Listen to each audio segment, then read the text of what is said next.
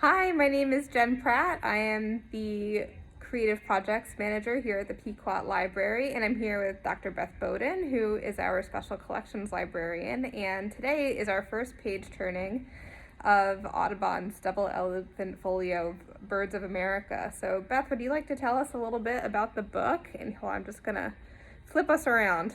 I'd be happy to, Jen. Let's take a look at the title page first of all.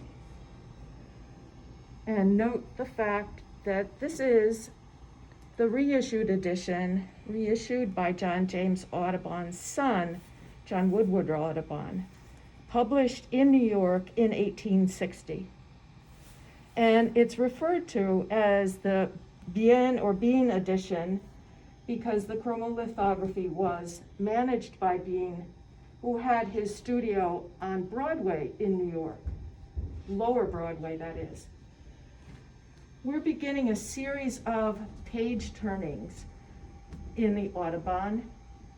First of all, so that all of you can see some of the wonderful images here. But secondly, and very importantly, we want to turn the pages to protect the binding of this book. This measures approximately 39 inches by 26.5 inches. It was the largest piece of paper available in the 1800s. And you'll see why as we go forward. Beth, would you mind just answering a question that I know always comes up when we're talking about our rare books, and that is, why are you not wearing white gloves? A very good question. There are two schools of thought.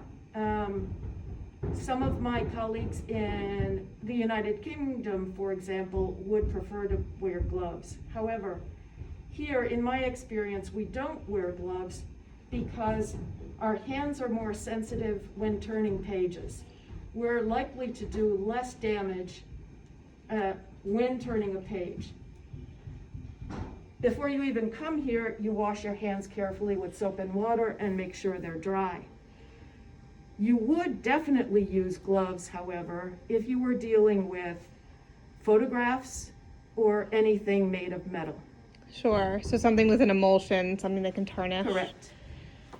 All right, so let's do the first page turning and see the very first image in this wonderful book. And it's a very recognizable image. It is a wild turkey. Audubon originally painted this in 1825 and then turned his painting over to lithographers. Lithographers then, for that first rendering, used copper plates to make this print.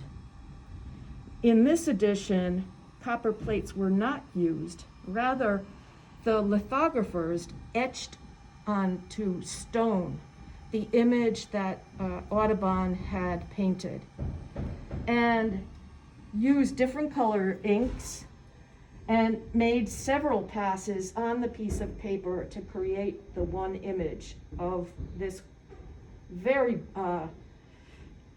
confident looking male turkey. If you come close, Jen, to this image, this is one of the few in the book where you can see the actual color passes that the lithographers made. There's actually some bleed over from one pass to another. This is very unusual in the rest of the book. You would imagine that somebody had used computer-aided design software today to create these images, when in fact, at Bean's lithography workshop, all of these images were made by hand by expert lithographers. That's great. Okay. What questions come to mind? This is a male gobbler. He normally spends most of his day on the ground, feeding, but at night, this big fellow will fly up into a tree, into a nest to sleep. When females are around, this gobbler will do a breakout dance, basically. He opens up his wings and he struts his stuff, as we would say today. Yeah. That tail fanning that you see and think of in that traditional turkey picture is part of that mating ritual. And I think if anybody has seen turkeys in their backyards, you'll notice that at some times of year their heads are especially vibrant, and so are their feathers, because that's an indicator of like mating readiness and Yes. their mating plumage. Beautiful. Look at the detail in there. It's incredible.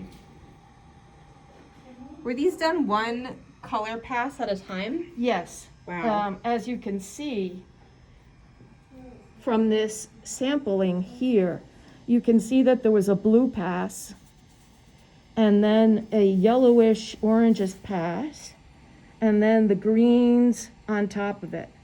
So the lines that you see represent the etching that the lithographers did on stone.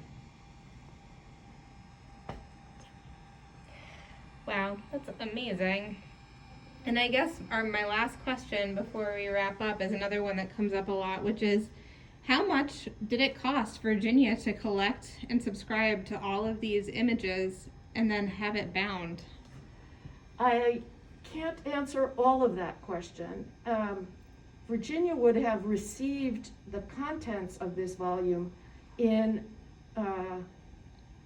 by subscription and in sections.